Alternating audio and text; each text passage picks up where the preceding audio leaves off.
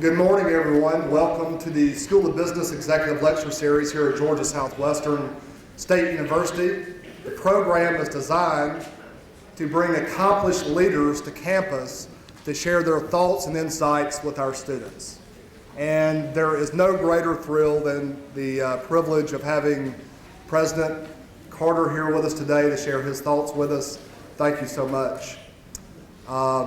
If you would, reserve your questions for President Carter. He'll be speaking for about 15 to 20 minutes, and then we'll open the floor up for questions.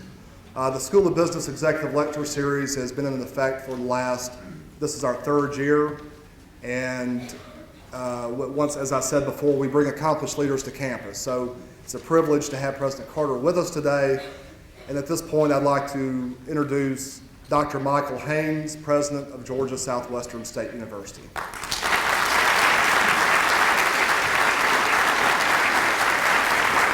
Thank you, Professor Hamley.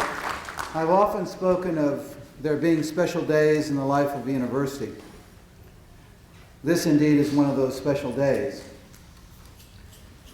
And I'm so pleased that all of you are here. And again, I'm going to encourage you to fill in the empty seats, because this is not going to be a 5-minute lecture.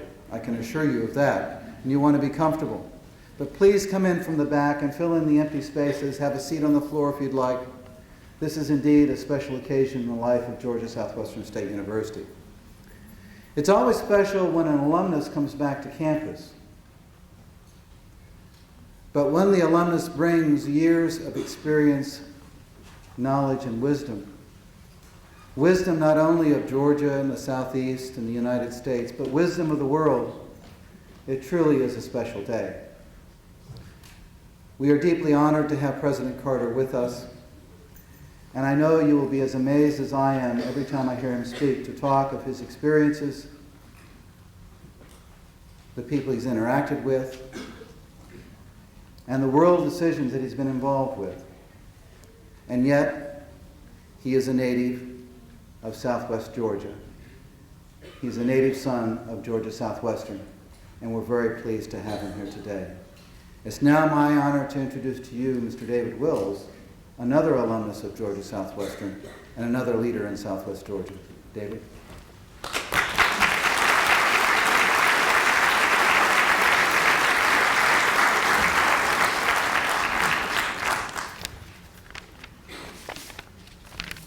It is indeed a privilege and an honor to be able to introduce the speaker today.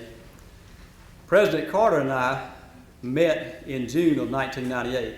Actually, we met a long time before that. Brother Jesse Bell invited you to come over to Preston Baptist Church and speak one time, and that's the first time I met you, but we've gotten to know each other over the last 3 years. In my role as chairman of the Webster County Commission, President Carter and I have had occasion to work together on some road projects, and that's how we met, and our relationship has developed from that point. In October of '98, he came over to Preston to a county fair that we hold on an annual basis, and it just so happened that I was singing the national anthem that day. And President Carter, I very distinctly remember coming right up in front of the stage and listening to me sing. And immediately afterwards, he said, "Dave, I didn't know you could sing like that. How would you like to sing at an Atlanta Braves game?" And I said, "Well, that would be quite a thrill." And he said, "Would you do it?" And I said, "Yes, sir. If I'm invited, I certainly will." He said, "I'm going to call Ted." Now, I don't think he called Ted Turner, but he did write a letter to the right people and had me invited. And in August of 1999, I had the privilege to go and sing to open a Braves-Cincinnati Reds ball game. And it was a tremendous thrill. And I ask you this question: why? Why would President Carter afford me such an extraordinary opportunity? Well, before I answer the question, I want to tell you the rest of the story.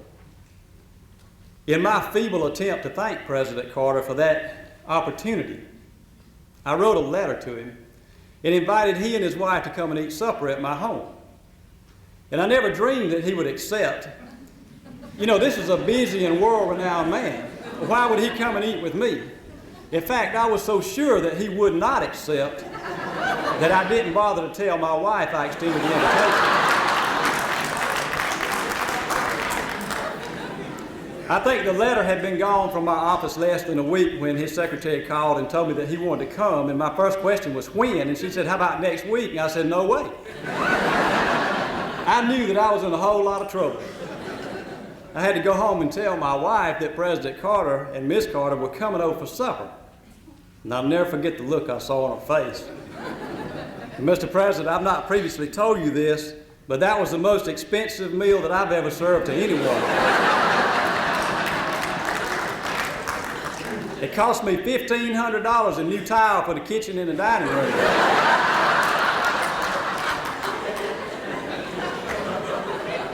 But it was worth every penny.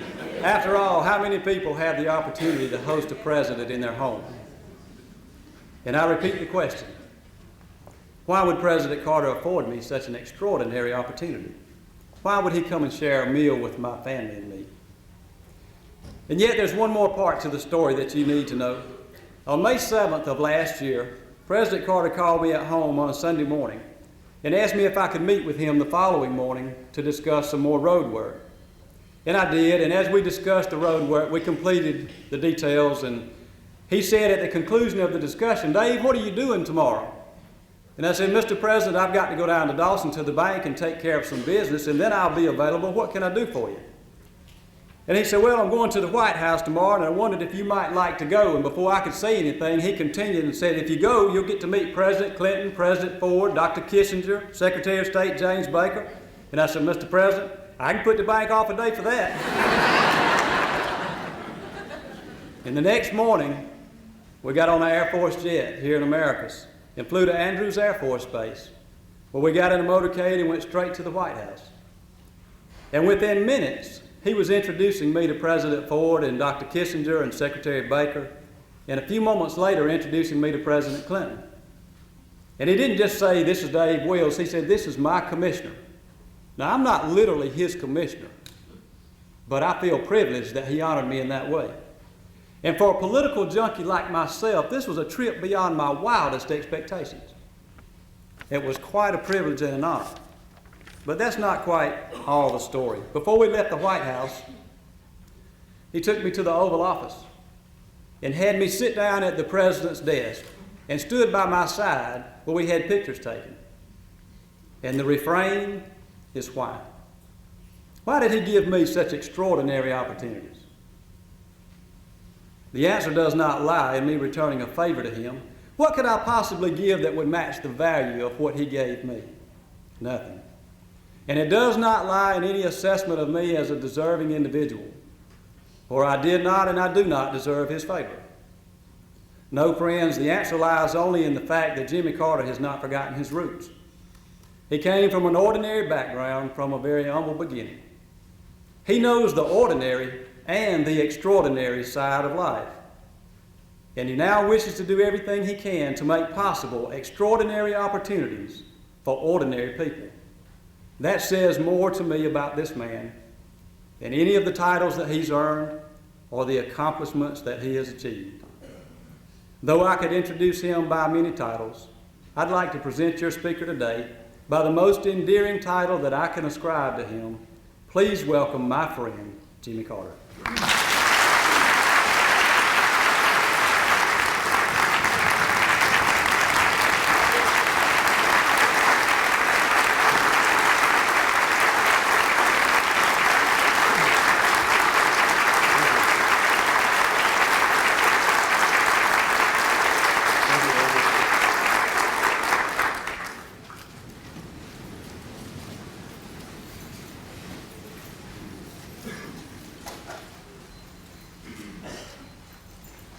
I think after hearing that introduction, you can see why Dave Wills means so much to me and why I went to his home and invited him to go to the White House. Introduced him to leaders in this country and in other nations. We discussed the need to have trade relations with China. And I would guess that a number of those people who were assembled in the Blue Room of the White House that morning maybe wouldn't remember that I was there, but they would probably remember that Dave Wills was there.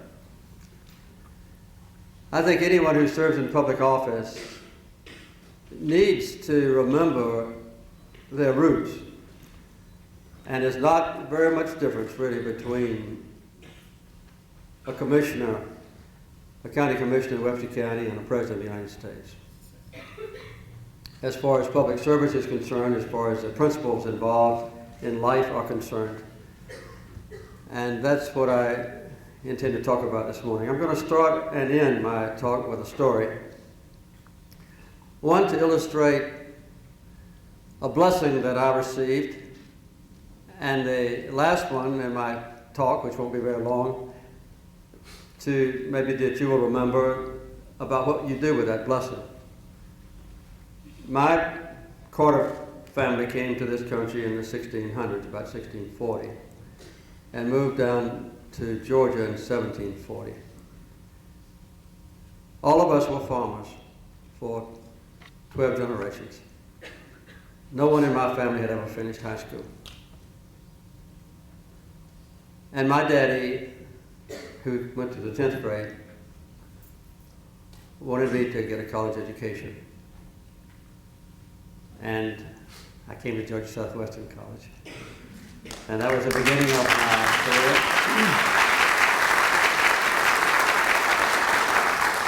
And it gave me a blessing for life that I want you to remember with this story. When I was running for governor, I ran twice, the first time unsuccessfully, the second time I was successful. I would tell a story all over Georgia.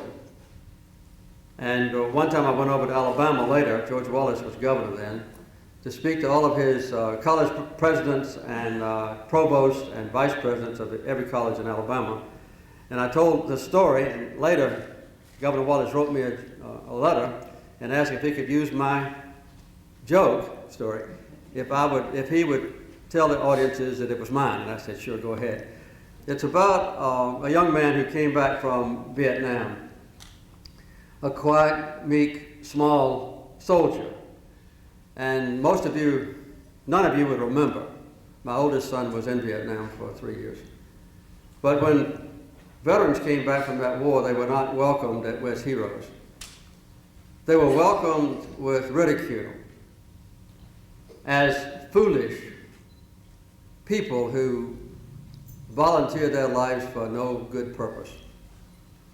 And this young man wandered around on the streets of Atlanta. He was looking for friends. He finally went into a bar just to have a place to go in the afternoon.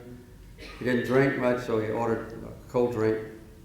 And there was a big bully in there who had had several drinks when this veteran came in, and the guy's little kid still had on his uniform. And the big guy began to abuse him about being a fool and being not very bright. And finally the big guy found out that the little guy didn't respond, so he became increasingly abusive. Finally he went up to him and shoved him really hard off the bar stool. And he said, that's a jiu-jitsu jab from North Japan. The little guy didn't say anything. He crawled back up on the bar and tried to finish his cold drink. The big guy had a couple more drinks, and finally went up and slapped him beside his face and knocked him pretty hard on the ground. He said, that's a karate chop from North Korea. The little guy finished his drink, went outside, stayed about 15 minutes, walked back in the bar, walked up to the big guy and hit him right between the eyes and knocked him all the way across the bar, up under a table, unconscious. The little guy turned to the bartender and said, when he wakes up, tell him that's a tire tool from Western Auto. Well, I would say that my education beginning at Georgia Southwestern has been a tire tool for me all the rest of my life. I have been asked this morning just to talk about my own experiences and how it might relate to some of you. I finished at Annapolis, later went into the Navy. I stayed 12 years in the Navy. I was a submarine officer. I was working for Admiral Rickover. I had my graduate work done in nuclear physics. I was in charge of the second atomic submarine ever being built in Schenectady, New York, by General Electric. My father was on his deathbed. I came back to Plains, and I saw what my father's life meant in Plains, Georgia. as people came to his front and back door to tell me how my daddy had changed their lives. And they told me stories about my father's generosity and about his interest in them, about what he had done for the little tiny community that I never had known before. On the way back up to my submarine, I began to think about my own life. If I became the chief of naval operations, if I was in charge of all the Navy, would my life be any more significant than if I came back to a little town that at that time had 500 people, and I finally decided to come back home.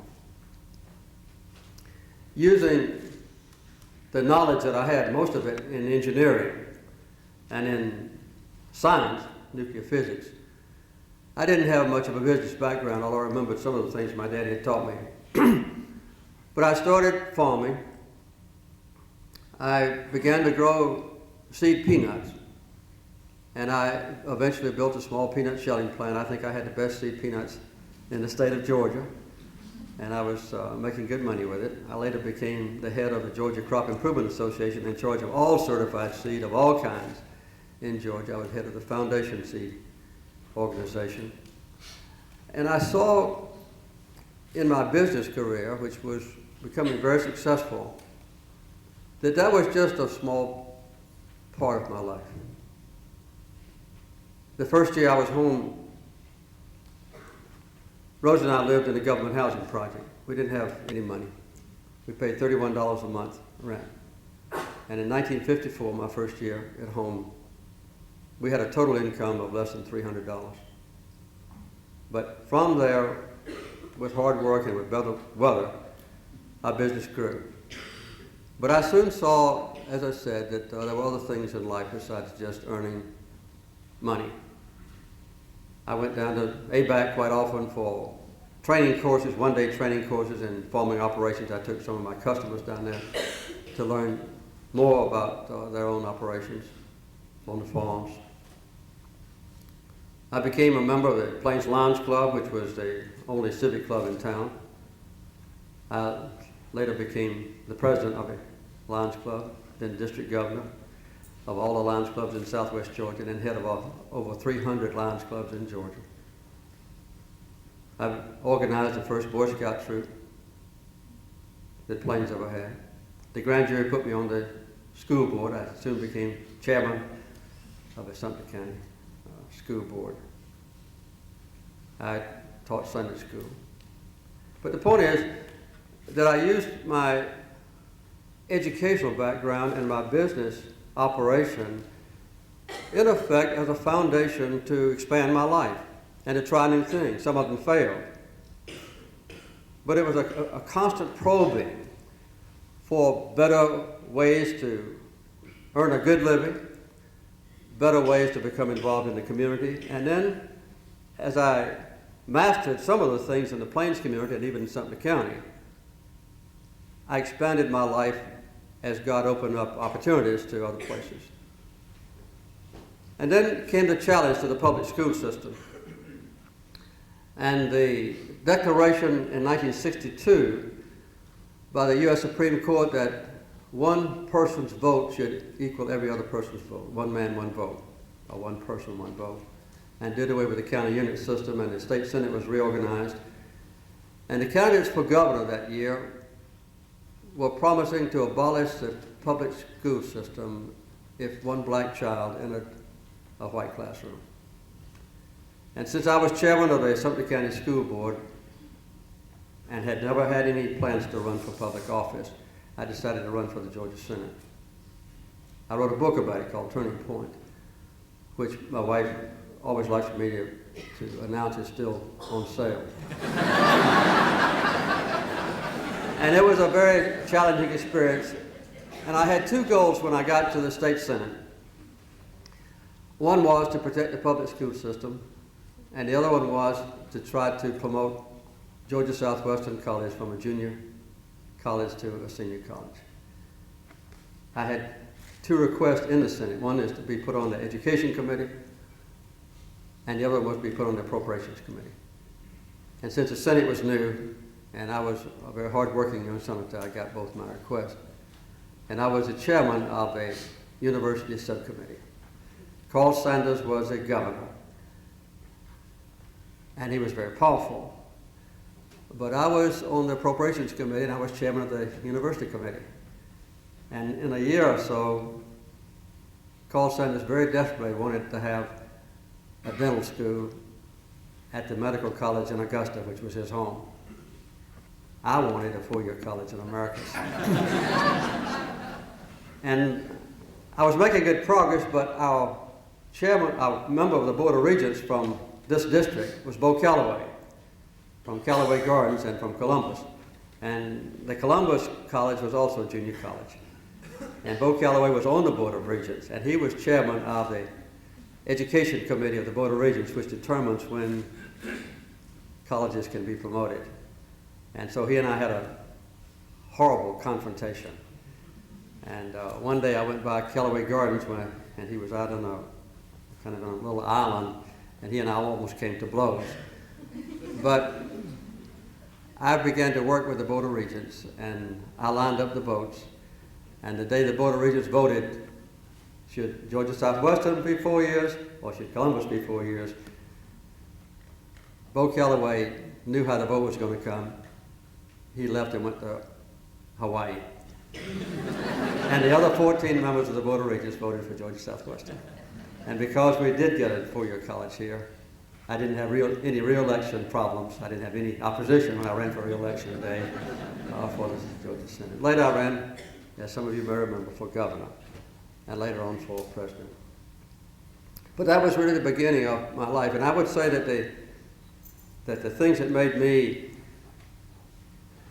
you might say, successful, was the combination of taking my education and utilizing it for a professional career, but never failing to expand the talent and ability that God gave me to other purposes. And none of those efforts were sacrifices. Every one of them opened up a blessing for me that was greater than maybe what I thought would be a sacrifice at the beginning. Now, I have, as you may or may not know, finished being president. I was involuntarily retired in 1980 in the election. So after I left the White House, we formed the Carter Center.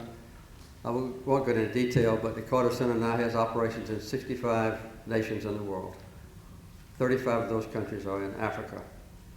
And every day, with student interns doing almost all the work, we analyze every conflict in the world. There are 110 conflicts on our total list. About 70 of them erupt into violence every year. 30 of them are major wars where more than 10,000 people have been killed. And we try to orchestrate ways to resolve those conflicts. One of the ways we resolve those conflicts when two armies are at war in a civil war is to convince the leaders of both armies about the principles of politics. The basic principle of politics is based on self-delusion. Everyone who runs for governor or for county commissioner or for any other office is convinced that if the election is honest, right, and if the people know me and know these other jokers, surely they're going to vote for me. So we go into the two antagonists who are fighting on the battlefield and try to convince them, let the Carter Center come in and hold an honest election. And we're sure the people of your country will choose the right president. So last year, the Carter Center orchestrated and conducted 6 elections in foreign countries in the world. I might add quickly, we were not in charge of the election in Florida.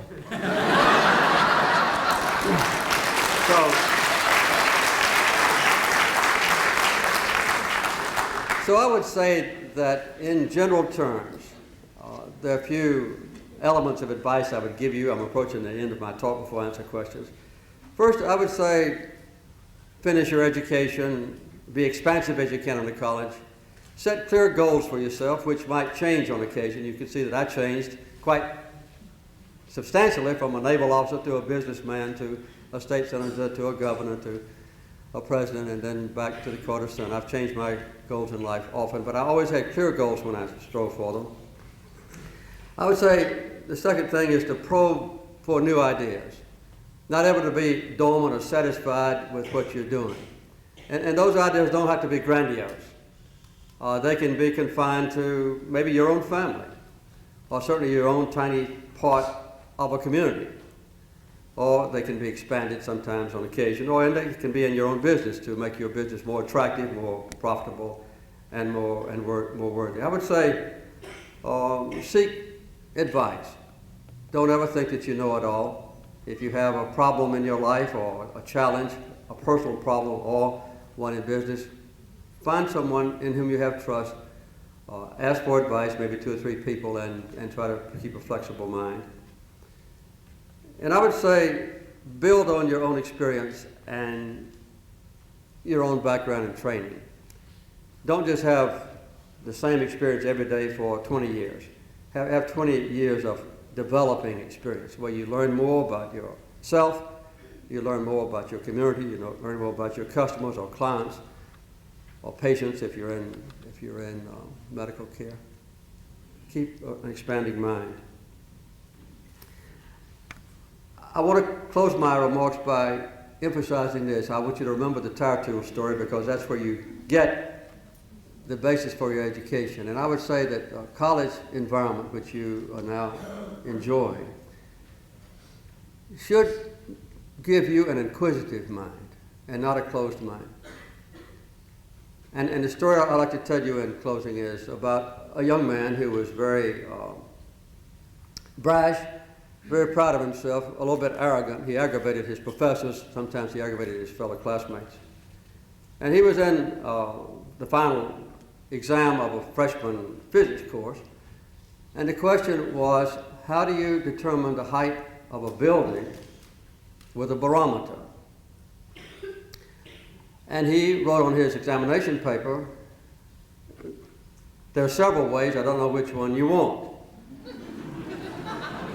So when the professor got his paper back, he was very aggravated, and he told the young man, I'll give you a 0 on this paper because you haven't answered my question. The young man appealed according to the college's rule, and the professor asked the young man to come in. He said, well, why did you give me this answer? He said, well, there are several ways to determine the height of a building with a barometer. And the professor said, well, if you could give me 3 reasons or 4 reasons, something like that, I'll give you 100 on the test.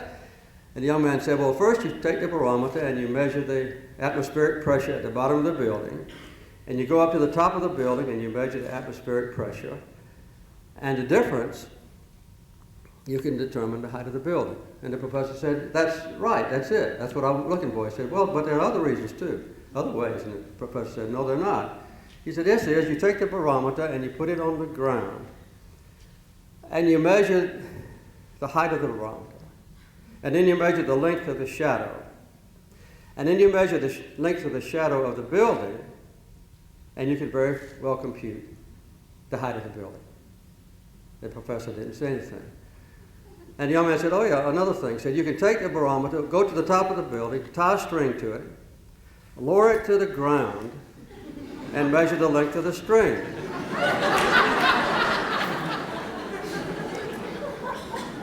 The professor was getting a little bit aggravated. The young man said, that's not all. Wait, let me tell you. You take the barometer, you go to the top of the building, you get your stopwatch, you drop the barometer, you measure how long it takes to hit the ground, and you can also determine the height of the building. The professor was very angry by this time, and he said, I'm still kind of aggravated with you. By that time, the former dean of the business school walked by, who was then the provost. And he called him in and said, let me tell you what's going on. And so he described it to him. And the provost had a sense of humor. He said, okay, suppose you were in the business school.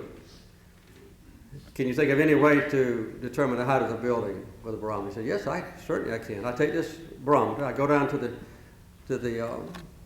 superintendent of buildings on the campus, and I say, if you'll tell me the height of the building, I'll give you this nice barometer. Well, the point I'm making here is, as you can probably see, that as you leave Georgia Southwestern State University,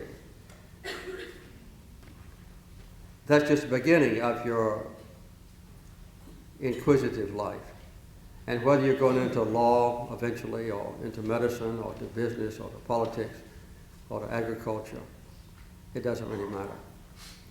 Because the profession that you adopt is just a tattoo that's been given to you in your good fortune to prepare you to deal with any sort of challenge successfully.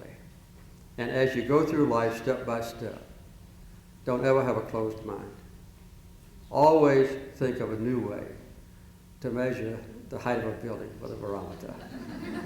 Thank you very much. And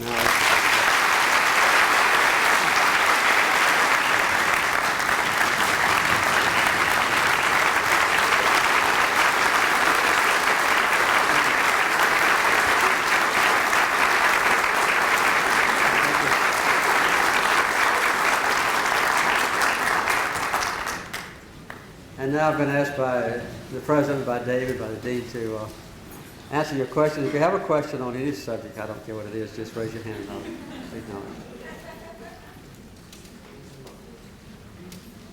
Okay? What are your feelings on the current situation in the Middle East? What are my feelings on the current situation in the Middle East? Well, as many of you may know, back in 1978 when I was president, we had a peace conference at Camp David, attended by the presidents of Israel and Egypt, Menachem Begin and Anwar Sadat, both of whom, by the way, have visited planes since then. And we negotiated what we call the Framework for Peace in the Middle East, which called for the total withdrawal of Israel, both its political arm and also its military arm, from the West Bank and Gaza, from the occupied territories, we call them. And Begin agreed to this. And so did the Israeli parliament, which is the Knesset. And of course, the Egyptian parliament did as well, and the American Congress did as well.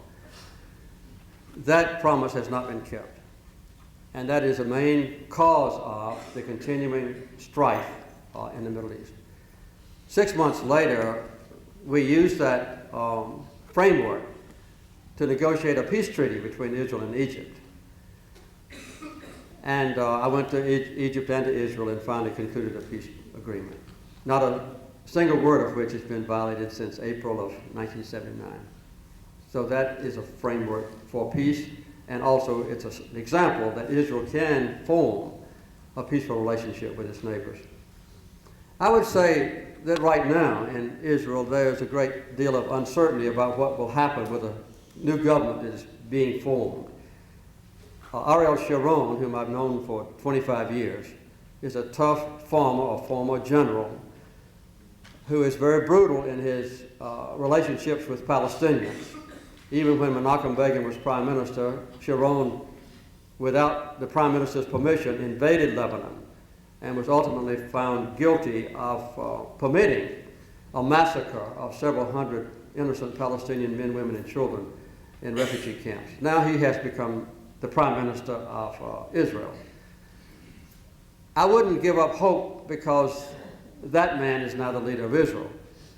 As I said, I've known him for 25 years. When I was at Camp David with Prime Minister Begin, and everyone else in the Israeli delegation had agreed to my proposals, I found out a couple of years later that Begin called Sharon and asked him what he thought, and Sharon said, go ahead and accept President Carter's proposal. So I'll give him credit for that. The 6 months later, when I went to Israel, the cabinet all agreed to my proposals on a peace treaty. Begin was the only holdout. Sharon was a key person that urged him to accept a peace treaty with Egypt. So Sharon is not a hopeless case. He's now forming, possibly, a coalition government, or they call it a unity government in Israel, with Barak, the former prime minister, as his minister of defense, and with former Prime Minister Perez as his foreign minister. If that does happen, then I think Israel will at least have a stable government. But until Israel agrees to comply with the basic premises of what we negotiated at Camp David the first time, and until the Palestinians agree that they will stop all violent actions against Israelis, I think the prospects for peace are not likely in the near future. But the basic principles are there, and what gives me hope that my prayers, which are still going on, might someday be answered is that the Israeli mothers want peace, and the Palestinian mothers want peace, and so do the ones in Lebanon and Jordan and Syria. The ones in Egypt have peace. It's the politicians who are the obstacles, and someday there will be another opportunity, like we had now 22 years ago, when the Mideast will find peace. But it's not going to come easy. Any other questions? Yes, I see a hand over there. As the parent of the son going to Bosnia next month, Yes. what advice can you give me? That don't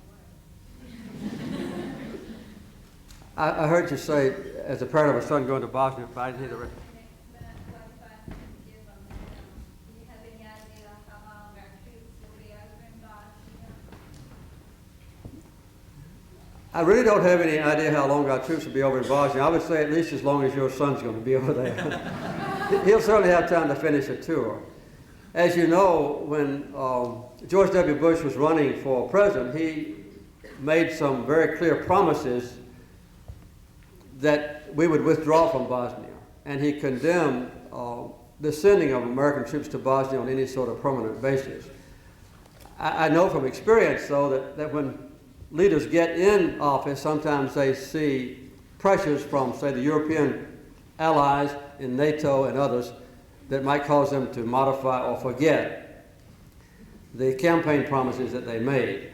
So I would say that the troops are very likely to be there until the government changes in Serbia and until Milosevic is probably replaced. In my opinion, the American troops will be there for quite a while. We might withdraw the percentage of troops in Bosnia that come from the United States compared to those in Europe and other countries, but I think they'll be there at least as long as your son's there. But it's basically a very safe tour of duty now. I've been there myself and have negotiated with Milosevic and also with the leaders of the Serbs and other factions in that area. But, and so I know it fairly well. I think he'll be safe, and he'll get a chance to finish out his tour. Okay. I'm Julia Dormany, Mr. Carter, and I'm on the faculty of the School of Education here. Yes. And I'm just interested in hearing your perceptions about some of the educational proposals that have been made by President Bush recently, maybe vouchers and the testing that might occur as a result of some of this policy. Okay. Well, I'm strongly opposed to vouchers, period. The Congress tried to pass legislation permitting vouchers when I was president. I declared that they would be vetoed, and they never did actually get out of Congress. And the same thing has happened ever since I was in office, and even before then. The essence of that proposal is that children from affluent families would withdraw basically from the public education system, and with vouchers paid by taxpayers would take their money to private schools, and where they would might possibly get a higher quality education, but not as diverse or valuable an education, in my opinion. And the poorer children would be left behind. So I'm strongly against it, and no equivocation there. As far as George W. Bush's proposal to test children at certain stages of their education, that's something that I espoused when I was governor. In fact, when I left the governor's office, there was a mandatory requirement that at the 4th, 7th, and 11th grade, there would be statewide tests. Those were later abandoned, but I thought they were proper. In that, I don't see why you would ever want to promote a child, say, to the 4th grade or 5th grade when they can't read and write. I think they ought to have to read and write before they go further, because I can only imagine how I would feel if I was a slow learner and came from a family that never had books in the house, and maybe both parents illiterate, if I was in the 5th grade and couldn't read and write, and I was promoted to the 6th, 7th, all the way up to the 12th grade from a social promotion. So I'm in favor of the testing. There's one element of George W. Bush's proposal that I doubt is going to be approved by the Congress, although he's publicly espoused it, and that is that if a school does have low test scores and doesn't improve its test scores, say in a certain period, say 3 or 4 years, that school will be abandoned or closed. I doubt that the Congress is going to do that. In the first place, in our country, which is a system of federalism, each state is autonomous. And the state of Georgia, when I was governor and now, has a right to run its own public education system. And the federal government, the most the federal government has ever put into education has been about 6% of the total budget. So there's very little pressure that the federal government can put on schools to make them comply with an unpopular premise. They can withhold the 6%, but even that 6% is divided up maybe among 10 different programs. So you can't withhold all 10 programs if a state did not comply. So I would guess that the best ideas from George W. Bush's proposals may be adopted piecemeal around the country by different states, depending upon their own proposals. When I was in the state senate and later when I was governor, we passed the minimum foundation program for education, which in Georgia I think is very good. In effect, all school districts are taxed the same, and the money is put into a pool, and a certain portion of that, as you know, goes to every school district regardless of how poor it is. So that means a good bit of money is transferred from the rich districts where property taxes are very high to the poorest district to try to have equal opportunity in the state. That's what we have, and I think that's what we'll keep. So I wouldn't be fearful if I were a teacher that George W. Bush's proposal is going to be accepted in toto. There may be some elements of it that would be extracted. I would personally be in favor of some uniform testing programs just to let teachers and students know we are falling behind, and maybe with some compensatory funding, or maybe a lower pupil-teacher ratio in those schools that really need help. Okay? What is your opinion regarding President Bush's plan to allow faith-based organizations to compete for federal funding? And do you think that his plan is constitutional? It depends on the constitutionality of President Bush's faith-based plan. I think would still have to be determined depending on whether or not it actually passes. There has been a mixed reaction, as you know, to this proposal. I can see some advantages in it. In fact, the Carter Center has a program where we try to get churches, synagogues, mosques, and so forth to deal with health problems in local communities, because quite often a church and the congregation in toto, if it's dedicated, will know a lot more about what is needed in that community than maybe a welfare worker or a professional health worker. For instance, the Carter Center had what we call an Atlanta program for 8 years, where we had 500,000 students in the poorest areas of Atlanta. And one of the things we found was that in those poor communities, we divided up into 20 cluster communities, each one with 25,000 people, that the welfare workers and the teachers and the health workers and the policemen didn't live there. They lived in the nice communities because their salaries were relatively high. And they only commuted into the area that they served for 8 hours a day. So that means that quite often the churches that are in those low-income communities have a better feel for what's going on concerning teenage pregnancy and maybe drug addiction and the need for elderly people than the professional workers, sometimes. Well, I think that element of Bush's proposal has promise to let there be some channeling of responsibilities for delivering services through a faith-based community, is what you call it. But this borders on violating the separation of church and state. And my church wouldn't dream of taking federal money. And a lot of churches probably would not accept federal money to be administered under the framework of a federal law, even to deal with poor people in the community, if we had to be accountable to the U.S. government for how we spent the money or how we carried on our program. And so I think that's the impediment that you will reach in faith-based organizations accepting or not accepting the money. My guess is that this is not going to go through the Congress. You know, if it does encroach on that separation of church and state. And if it does go through the Congress, my belief is that it will be stricken down. So far, even a very slight effort that's been made in the past with certain states passing voucher systems.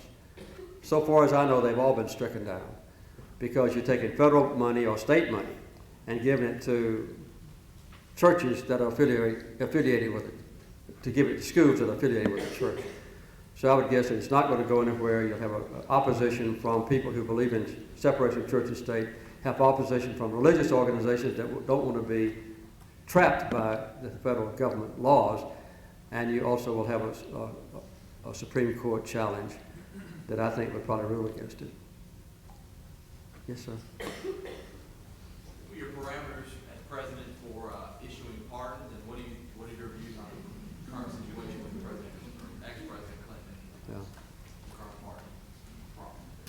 I've heard about this. Well, there are two prerogatives that a president has under the Constitution that no one can challenge. One is the recognition of another government.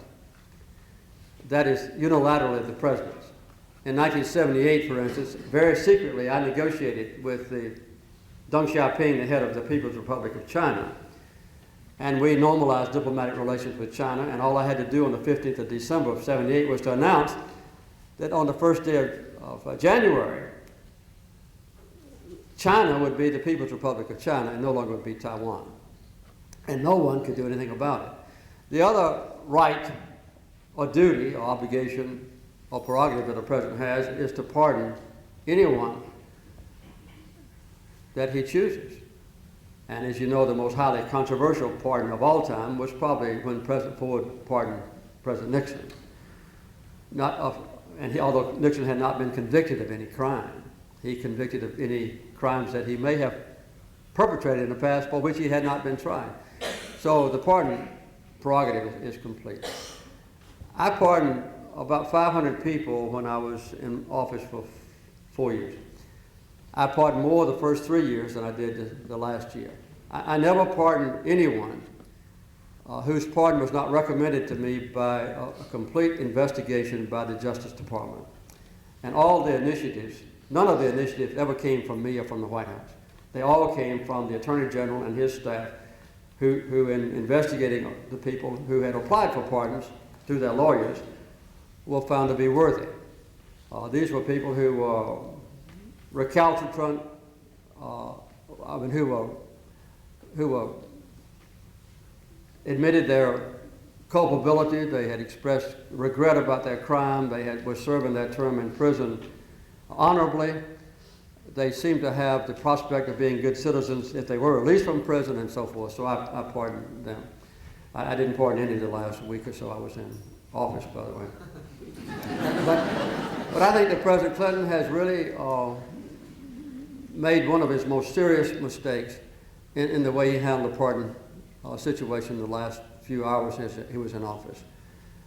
There were a number of them that were quite questionable.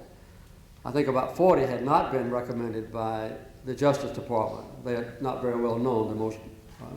The best known one is Mark Rich, who is living in exile because he's a fugitive from justice. He's been indicted not only for tax fraud, but also for trading with Iran when our official position was to have an embargo against Iran.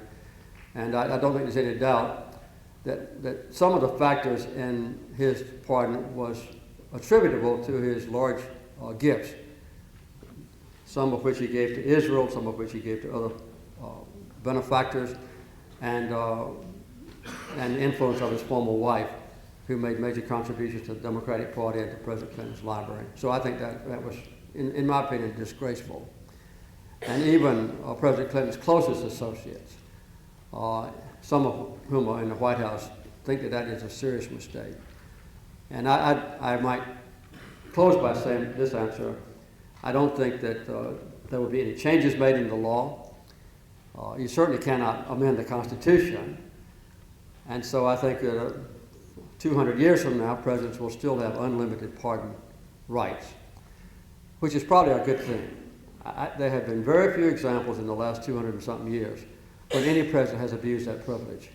And so I think it's a good thing for a president to have in his powers, and President Clinton did abuse it and brought discredit on the White House because of it. So I think that probably answers the question. Yes, ma'am.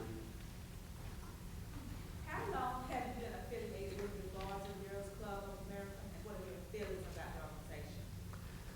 Well, about 3 years ago, my wife and I decided that we needed some place in Plains for little children to go after school and to have recreation and some training. When I was in the Lions Club, we had a Lions Club swimming pool and tennis courts over there. But after I left and went off to the White House, it was made into a private club. And it was more the white children and the more affluent kids in Plains that had a place to go. So we thought that we ought to have a place for our Mexican-American children and for our African-American children and for poor white kids. So Rosa and I decided that we would raise the money for the purpose. And Habitat for Humanity volunteers came and helped us build a swimming pool and a bathhouse and playgrounds and a basketball court. And then the following year, we built the Boys and Girls Club building. It was then the first time I got personally involved with the Boys and Girls Club, although I had known about Boys and Girls Club activities all over the nation for many years, and have all been very, complimentary about what this organization has done. We now have, I think this past year, despite the fact that Plains only has about 700 people, we had 147 little children enrolled in the Boys and Girls Club. They come there every afternoon after school. They're supposed to get their lessons first and then play or go through, courses. We now have in the same building adult literacy classes, computer training classes, GED courses to get high school diplomas, and other things of that kind. So I think it's a very good thing for Plains. And I think the Boys and Girls Clubs of Sumter County and of America is a wonderful organization. Yes, sir? President, I'm on the history faculty here, and so I have some perspective on the activities of presidents after they leave the White House. All right. And I want to say that you rank far ahead of most and in there with the best of them, and we are proud of you, and we thank you.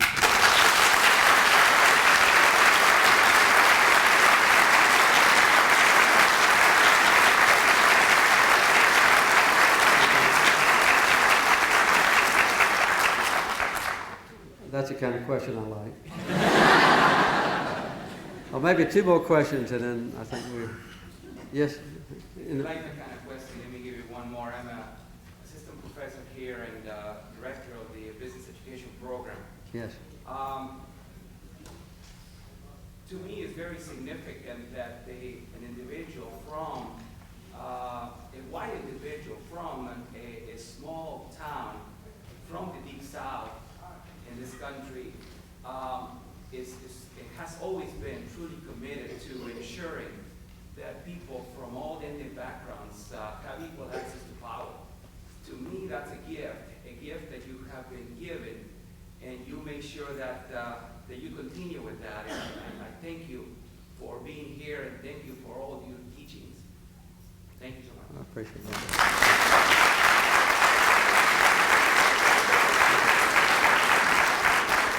Well, I should say that in addition to the Carter Center work, which I just outlined very briefly, that I've been a professor at Emory now for 19 years, and I've enjoyed that as well. So I feel like I'm part of the educational establishment still. That was a hand in the back, yes. I'd like to know your feelings and thoughts about the School of Americans. About the School of Americans. The new proposal? Is that what you mean, the new proposal? I don't really know. In general, because I served, as I said, on the county school board. It was my first public job. At that time, it was not an elected office. It was appointed by the grand jury. And my father had served before me, before his death. And I know, in general, enough to sympathize with the school board and to support their proposals. But I haven't been to any of the public meetings. I've been going away from home a good bit lately, and I'm not familiar with the details of it. I would guess, however, that the proposal is a good one. You know, we need to improve our schools. We need to expand the curriculum. We need to have the facilities made available to our children that are the highest and best possible. So in general, not knowing any details now, I would say that I would be in favor of it. If we had a referendum today, I would vote for it. But I don't know the details. By the way, Webster County under Dave Will's leadership is also building a new school, right, Dave? So I think that we need to keep up with Webster County if we can. Maybe one more question. Those were very brief. Okay, right here. Do you have any ideas to promote economic development in South Georgia? Any ideas to promote economic development in South Georgia? Well, I think that the main thing that we need to do is to assess the advantages that we have. One thing that I did earlier, I was kind of bragging on all the different things I did. One of the most interesting projects I ever undertook as a young man before I went into politics was to form a 7-county planning commission. At that time, it was called Southwest Georgia Planning Commission. I was the one that went around and organized the 7 counties to work together for the first time. And then later, it became Middle Flint Planning Commission. I was the executive director of it, a volunteer, no salary, for a while. And then later, I helped organize the Georgia Planning Commission. And I was the first state president of that. When I retired, because I became governor, Sam Nunn was the second president. So I would say that the things that the Planning Commission tried to do back in those ancient days is what we should still do now. It is to ascertain what each county or community is able to do best, and realize that we need to cooperate with each other and share our ideas. Plains has a fairly aggressive, tiny little group we call the Better Hometown Committee. And it's the Better Hometown Committee that has helped us do the things that I've mentioned, plus organize a new restaurant in Plains, which we inherited from Webster County. We get a lot of things from Webster County, but we shared it with them. And also we have a fine little business in Plains. And I might mention, too, that Debbie Young is a young woman who I think exemplifies the kind of entrepreneurship that anyone in Georgia Southwestern State University Business School should emulate or copy. Debbie got her degree, master's degree in business administration. She's not married. She and her mother bought an old truck, and they began to go down to Texas and get pots and vases, aluminum things, to sell to flower shops up here. They would drive a truck up here. And eventually, Debbie saw that there was a need for patio furniture. So she formed a partnership with a man in San Antonio, and he had a foundry that cast rough parts of patio furniture, benches and tables and so forth, made out of aluminum. And so she started a little business in her daddy's barn up north of Plains. He was in the hog business. And out of that has grown a remarkable little business that we now have in Plains, owned and operated by Debbie Young. And she's recently put in a very fine casting company or foundry company. But I think the main thing is to look at local needs first of all, and local opportunities, and then see what ideas that you have as an embryonic seed, like she saw that she needed some things to help supplement flower shop sales, which has grown now into a thriving business. She's now employing 60 people full time, and they work maybe 2 shifts a day. And it's something that some of you might come over and visit. But I think that's the kind of thing that we need to do. Sumter County and adjacent counties have a lot to offer. One thing I'd like to mention that television cameras are here and want to talk to me about this is an excursion train. It's been kind of misled into thinking that the state legislature has appropriated $7 million to build a train to my house. That's not exactly true. What happened is that the former Seaboard Airline Railroad from Savannah to Alabama has got into disrepair. And the state government, like 2 or 3 years ago, decided to buy the entire railroad track at a cost of roughly $7 million and to repair it. Now the trains can only run 10 miles an hour on the track, so they're going to increase it to 35 miles an hour. And one of the facets of using the railroad that will come from Vidalia really to Alabama is to start at the Veterans State Park in Cordele, come to Leslie and let people get off a train and go to the remarkable telephone museum. If you all haven't been to see the telephone museum, you ought to go. It's the best collection of a history of telephonic equipment anywhere in the world, in Leslie, Georgia. And then maybe stop in Americas, maybe spend the night in the Windsor Hotel, go to Andersonville State Prison, and Habitat for Humanity now is building a remarkable global village where they'll have different types of houses that will be located in about 40 different countries in the world. And then go to Plains, stop in Plains, and then maybe stop at my boyhood home, which is 2.5 miles on the other side of Plains. And eventually I hope go, according to Senator George Hooks, go all the way to through Preston and to Richland and Lumpkin and visit Westville Village and also Little Grand Canyon. The fascinating thing about this is that we've explored this a little bit. And people will pay to take a train trip and just go out 15 or 20 miles from a highway and stop and have lunch and not say anything except just the meadows and so forth, and then go back to the highway. A lot of people are fascinated with just riding on a train. And I would say that this is one of the kinds of things that has to be done on a multi-county basis that can take the attractions of our region that I've already just outlined to you and combine it with the fact that the state owns this train. So those are the kind of things that we can do to improve. But let me put the whole speech into perspective in a way. Because I think that quite often those of us who live in Preston, Georgia, or in DeSoto or Leslie or Andersonville or Plains, or Americus, or Atlanta, New York. We tend to think that our lives can be measured in how great our achievements are. And that we have been blessed by God with blessings, material wealth and wonderful education opportunities and decent homes and stability in our lives and security in our nation and influence, good health care, just because we are more worthy than others. But that's not at all the case. I think the most wonderful aspect of life is that success cannot be measured by any of the things that we discussed today, by political prestige or community influence or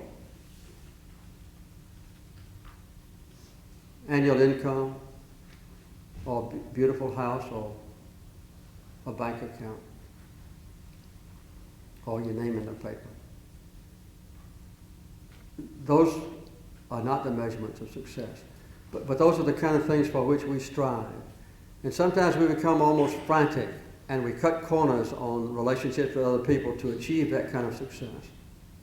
And if you ask the average college student, describe your visions of success, they would describe it in those kinds of terms.